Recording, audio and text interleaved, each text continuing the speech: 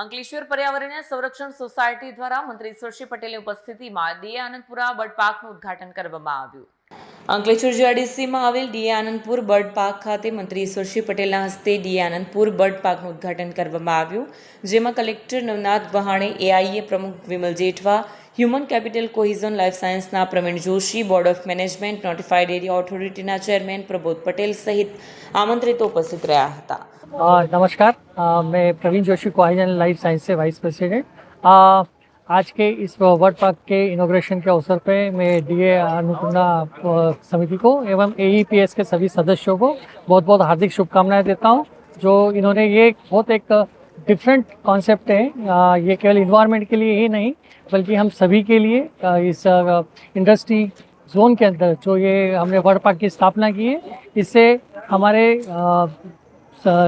ये जो शहर है अंकलेश्वर, इसमें काफ़ी सुधार आएगा और इन्वायरमेंट के प्रति काफ़ी हम लोग सचेत होंगे. धन्यवाद. Thank you. आज 1 ऑगस्ट 2026 रोज डीए Anandpura bird park Cohizon life सायन्सना सपोर्टथी आज खुल्लो मूकवामां आव्यो छे.